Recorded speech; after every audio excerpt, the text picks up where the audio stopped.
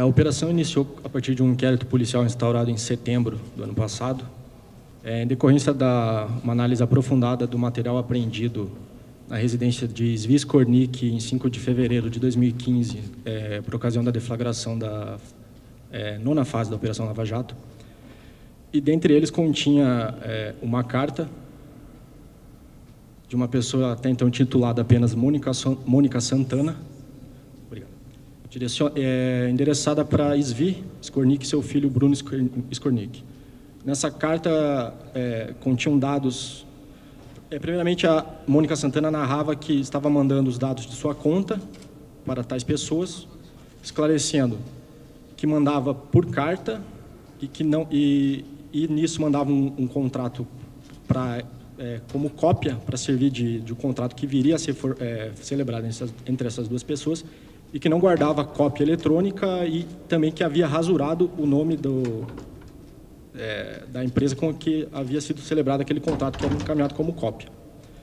E nisso ela mandava dados de dois caminhos para serem realizados depósitos na conta que ela indicava. Seriam contas correspondentes. A gente uma conta no Citibank de Nova York e uma conta no Citibank de Londres. A gente conseguiu identificar também porque havia dados nesse mesmo bilhete. Será levantado o sigilo do procedimento, vocês vão ter acesso a esse bilhete, vocês vão entender como eu estou falando. Com referência a uma offshore de nome Shell Bill e referência a um banco na Suíça. O contrato encaminhado como cópia era entre essa offshore Shell Bill, aparentemente de propriedade de Mônica Santana, até então, e a offshore Cleanfield. O ato de rasura de Mônica Santana foi muito mal feito. Era fácil verificação que o contrato da Shell Bill havia sido formalizado com a offshore Cleanfield, que a gente veio saber ao longo das investigações da Lava Jato que era utilizado pelo Odebrecht. Esse contrato encaminhado como cópia foi celebrado em março de 2013. No próprio contrato, ele já fazia referência a um contrato anterior de, se eu não me engano, julho de 2011. Então, já era um contrato, digamos, um aditivo. Esse contrato era encaminhado como modelo. Esse contrato estava assinado pelo representante da empresa Cleanfield, que a gente veio a saber depois quem é, eu vou explicar, e pela pessoa identificada como Mônica Santana. O envelope no qual foi apreendida essa carta constava como endereço, veio a ser levantado, a sede da empresa Polis Propaganda, em São Paulo. Essa empresa apresenta como sócio João Cerqueira de Santana Filho, João Santana, e sua esposa, Mônica Regina Cunha Moura, identificada naquela carta como Mônica Santana. A gente tinha indicação de que eles possuíam uma conta no Bancaire Heritage da Suíça, mas a gente não tinha os dados exatos dessa conta. Nós tínhamos os dados da conta correspondente. A conta correspondente, eu vou tentar explicar o método. Se trata de um banco correspondente. A conta da Shell Bill não está localizada no Citibank de Nova York ou Londres. Ela está no Banco da Suíça. Mas nós não tínhamos os dados do Banco da Suíça, nós tínhamos os dados do banco correspondente.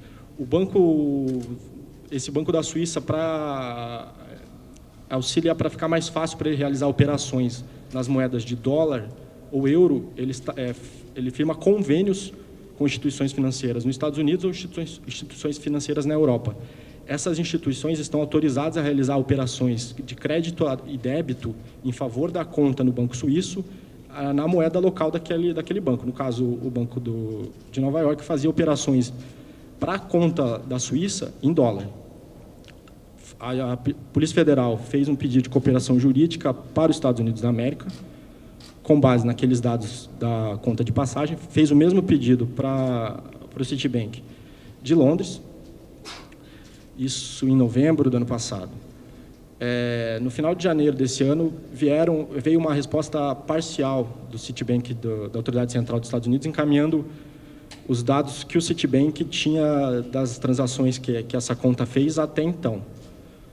No caso, eles esclarecem que era um levantamento parcial, então a gente ainda espera que venham novas informações do Citibank dos Estados Unidos, de Nova York, acerca de transações que a gente ainda não identificou. Essas transações, a gente pode identificar eu tenho aqui as datas. Em 13 de abril de 2012, foi identificado um depósito de $500 mil da Offshore Innovation em favor da conta da offshore da Shell Bill, que tudo levava a crer que pertencia a João Santana. Aliás, é bom que eu até fale, os dados que a gente tem de que a conta pertence a João Santana, além da clara referência na carta, em que Mônica fala, passa os dados de sua conta, faz referência ao offshore Shell Bill, encaminha um contrato que ela mesma fala que firmei com outra empresa e o contrato é da Shell Bill. A gente identificou também na a assinatura que contém o campo da Shell Bill é a mesma assinatura de Mônica Santana. E, além disso, com esses dados do Citibank de Nova York, a gente identificou, se eu não me engano, depósitos desde 2008 em favor de Suriá Santana, que é a filha de a filha de João Santana. Então, são indícios contundentes de que a conta pertence ao casal. Pois bem, além desse depósito, em 13 de abril de 2012, de $500 mil em favor da Innovation, em 11 de julho de 2012, outro depósito, agora a partir da offshore Cleanfield, de $1 milhão. A gente identificou também outros 2 depósitos, um em 4 de março de 2013, também da Cleanfield, em favor da conta da offshore Shell Bill, de $700 mil, e outro dias após, em 8 de março, no valor de $800 mil. A gente identificou, então, a partir desses dados, somando, foram depositados por offshores empregadas no esquema da Odebrecht de lavagem de dinheiro e pagamento de vantagem devida para funcionários da Petrobras. Até então, a gente tem identificado $3 milhões em favor de João Santana, de 2012 e 2013. A gente identificou também, foi curioso, porque seguiu-se, depois desses 2 depósitos de 2013, o de 700 e o de 800 mil, a gente identificou, com o auxílio da Receita Federal, que o João Santana havia adquirido um apartamento em São Paulo pelo valor de $3 milhões de reais. E tinha certa incongruência, porque ele não tinha movimentação financeira nas suas contas, parecia ser incompatível que ele tivesse, de fato, pago aquele valor. Curioso é que a gente conseguiu identificar depois que o valor, na verdade, esses $3 milhões no Brasil, veio da empresa Polis. O valor saiu da empresa Polis. Só que o registro do Citibank de Nova York mostrou que foi pago $1 milhão dias após para o vendedor desse imóvel. Então, os indícios que a gente tem dessa operação de que ele usou parte desse dinheiro que ele recebeu da Odebrecht para adquirir um imóvel aqui no Brasil.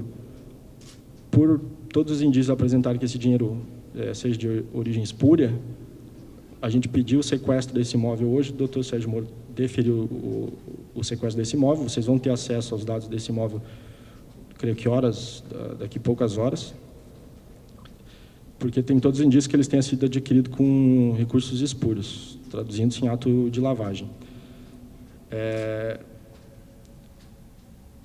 Os depósitos, então, outros depósitos relevantes identificados para a nossa investigação. Em setembro de 2013, nós identificamos que a offshore Deep Sea Oil Corporation, que a gente veio identificar como uma offshore controlada pelo Zvi Skornik, depositou de setembro de 2013 a novembro de 2014, foram 9 depósitos de $500 mil, que totaliza 4,5 milhões de dólares.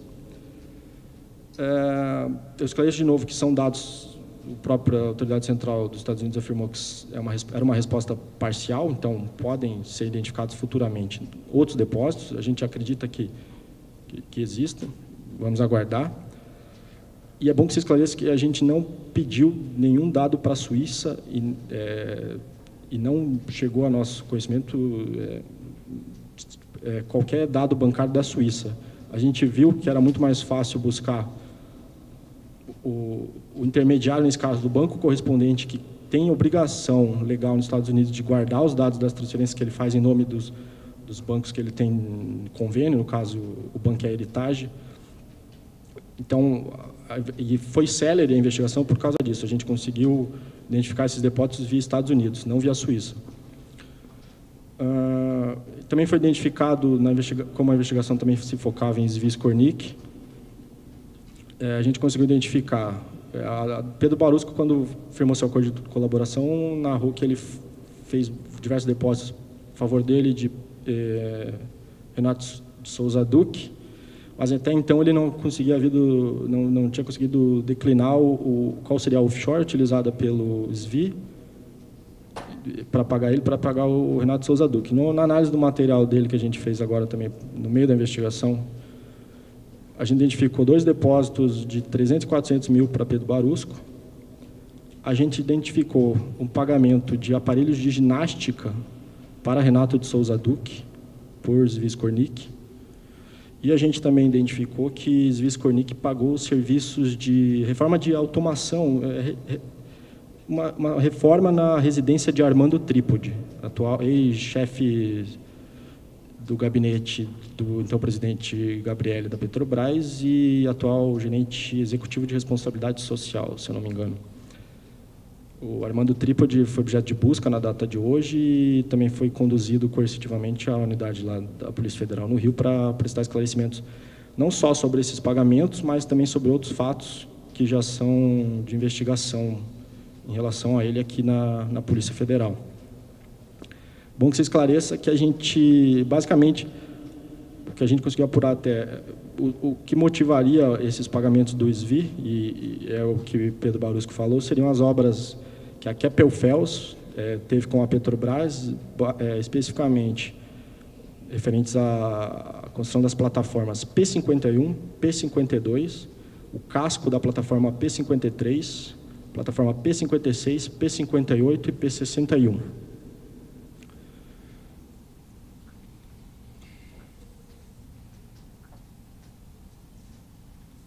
É curioso também que a gente identificou que, eu não comentei, acho a data dessa carta da Mônica para o SVI é de abril de 2013.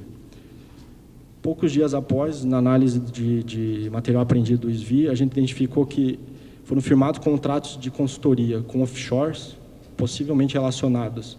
Aliás, a gente identificou relacionadas a uma dessas obras da Keppel com a Petrobras, para 2 outras offshores, que a gente não tem identificação precisa ainda de quem seja o beneficiário, mas também que são de valores, se eu não me engano, uma é de valor de $1 milhão e a outra é no valor de 5,6 milhões. E os próprios contratos previam que seriam feitos de forma parcelada. Então, por mais que a avença tivesse sido feita ali na metade de 2013, a gente não tem esses dados ainda, a gente está buscando via quebra.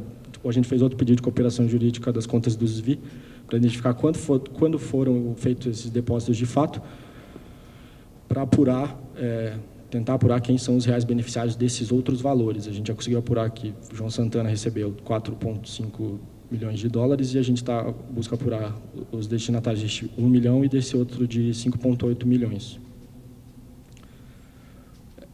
Chamou atenção e por isso que a gente, em esfera policial, está trabalhando com imputando crime de lavagem para o João Santana, que a gente pôde perceber que nos extratos do Citibank que foram mandados para cá, há clara referência de que esses depósitos eram feitos com base em contratos. Então, e como a gente tinha cópia de um contrato, a gente viu que eram contratos ideologicamente falsos, utilizados basicamente para justificar a remessa de dinheiro.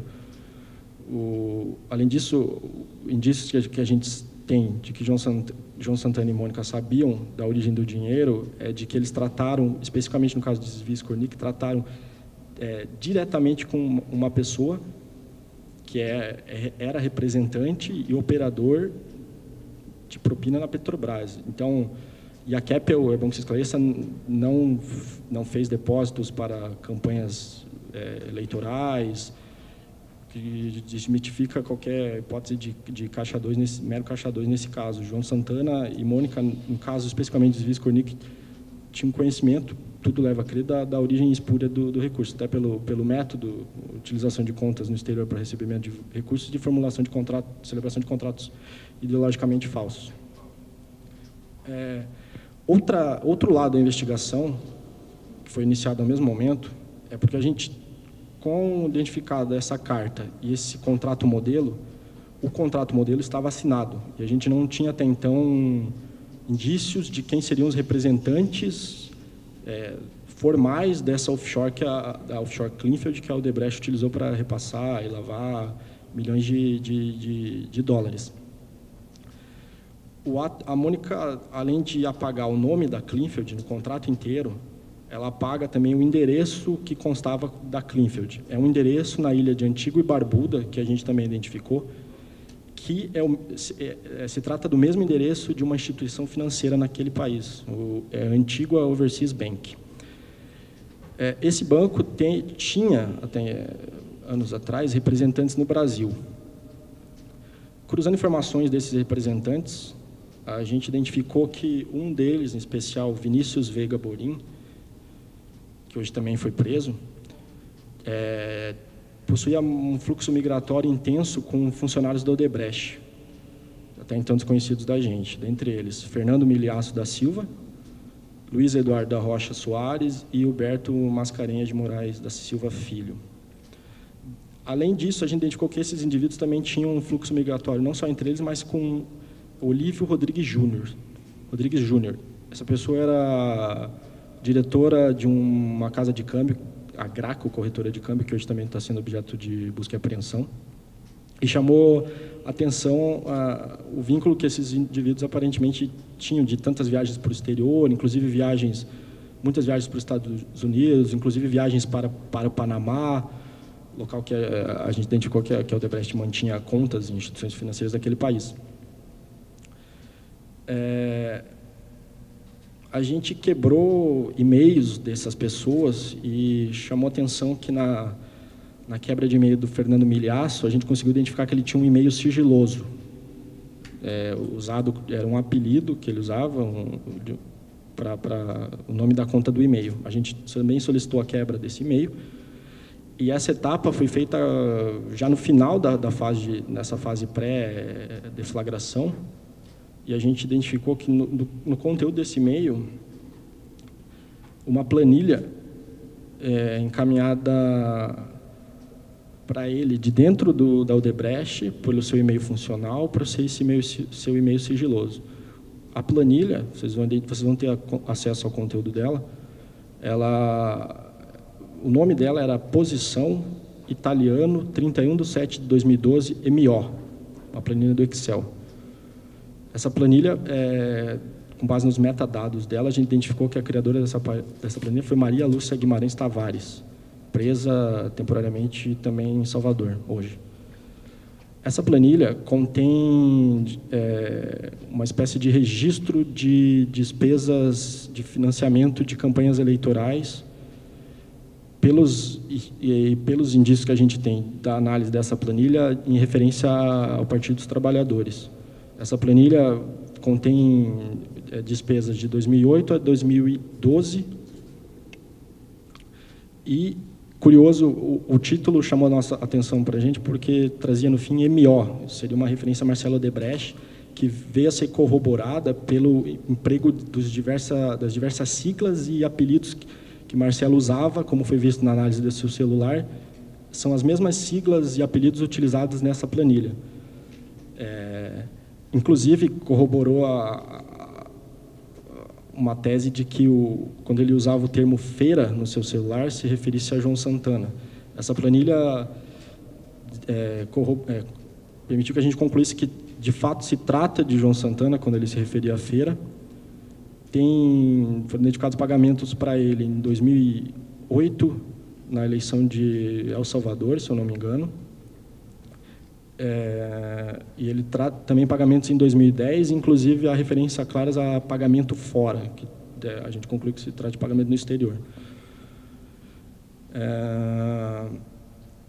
Além do Marcelo, aliás, vocês vão ter conteúdo dessa planilha, ela tem muitos termos que a gente ainda não conseguiu identificar, Então, eu prefiro não me manifestar quanto aos termos, vocês vão ter conhecimento futuramente.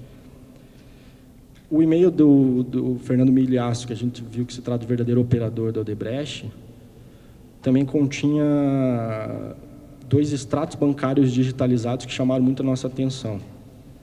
Um deles se trata um extrato de um SWIFT, né, de uma transferência bancária, da construtora Delsur, que foi utilizada também no intrincado esquema da Odebrecht para lavagem e pagamento de vantagem devida no exterior para os funcionários da Petrobras. A gente conseguiu, pelo que parece, que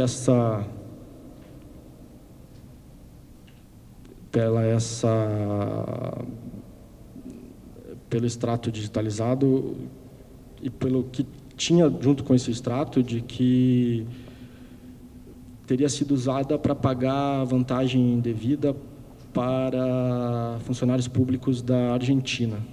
A gente identificou que a Odebrecht mantinha contratos com aquele país e, pelo que parece, teria sido pago vantagem devida também para funcionários públicos daquele país. A gente solicitou compartilhamento das provas com aquele país e também encaminhará para eles para tomar as medidas pertinentes. Outro documento, e curioso também que a gente identificou que esse documento foi digitalizado de dentro da Odebrecht da Argentina, possivelmente. Então, traria robustez ao argumento de que a Odebrecht seja, de fato, a controladora da construtora Delsur. Outro documento digitalizado, agora digitalizado dentro da Odebrecht, possivelmente em São Paulo, que se eu não me engano, também é um comprovante de transferência no SWIFT, nesse caso da Clinfield, para uma offshore que a gente também não conhece quem seja o beneficiário. Mas o novo traz robustez ao argumento de que a Clinfield também era utilizada e controlada por esses funcionários. Eu acredito que, em suma, seja essas as linhas gerais da investigação, 2 focos de João Cerqueira Santana Filho e desses novos operadores que ainda não tinham sido identificados da Odebrecht. E eu gostaria de passar a palavra para os demais colegas, para o procurador Carlos Fernando.